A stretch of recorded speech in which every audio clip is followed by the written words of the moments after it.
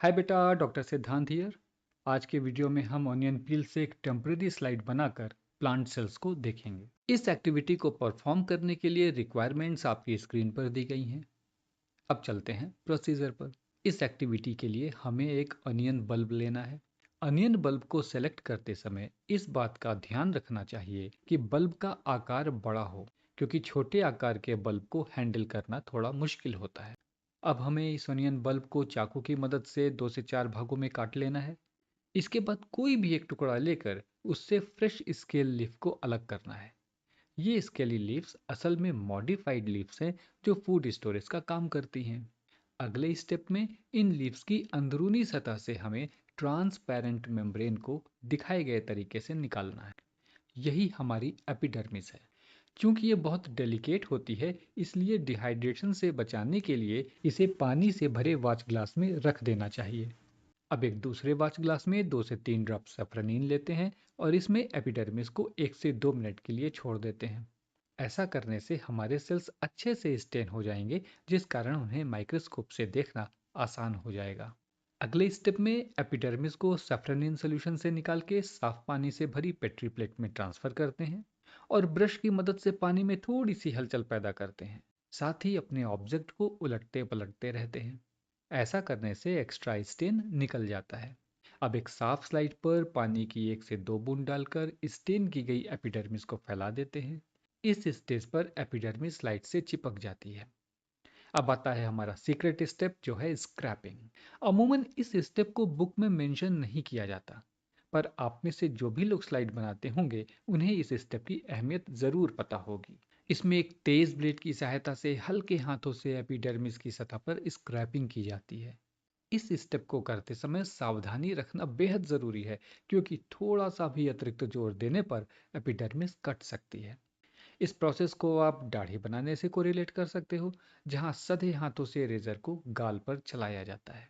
अब लगे हाथ तो यह भी समझते हैं कि इस स्टेप को करने के पीछे क्या कारण है। जब हम एपिडर्मिस को खींच कर निकालते हैं, तो उस खिंचाव के कारण एपिडर्मिस के नीचे के कई सेल्स टूट जाते हैं और उनके सेलुलर डेब्रिसेस एपिडर्मिस की सतह पर चिपक जाते हैं।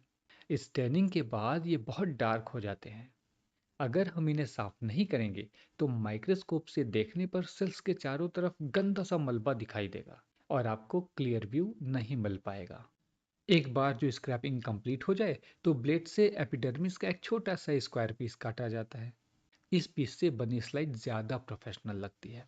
अगला स्टेप है माउंटिंग, जिसे बहुत ही सावधानी से करना चाहिए।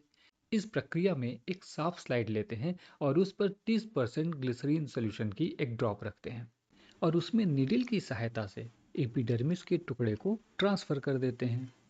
अब बाएं हाथ की पहली उंगली और अंगूठे के बीच एक साफ कवर ग्लास पकड़कर उसके सिरे को ग्लिसरीन के बूंद से छुआ देते हैं।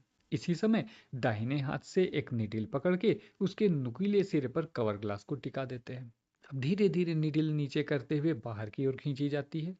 ऐसा करने से कवर ग्लास तथा स्लाइड के बीच सारी हवा निकल जाती है और स्लाइड में एयर बबल नहीं बनने पाता। यह बिल्कुल वैसा ही है जैसे मोबाइल स्क्रीन पर गोरिल्ला ग्लास लगाते समय हम हवा को धीरे धीरे बाहर निकालते हैं, ताकि मोबाइल स्क्रीन पर बबल्स ना बने।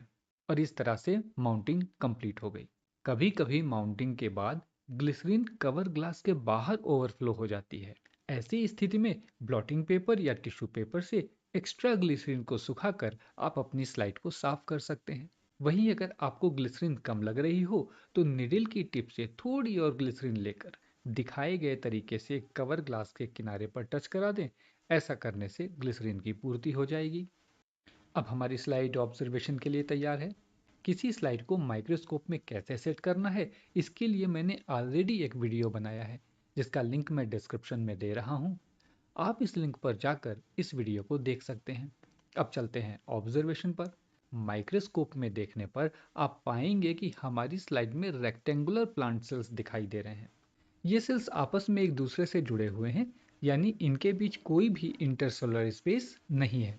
इन सेल्स के अंदर आप ये जो छोटे छोटे रेड डॉट्स देख रहे हैं, ये सेल्स के सीपीयू यानी न्यूक्लियस है। उम्मीद है कि अब आप आसानी से अपनी स्लाइड बना पाएंगे।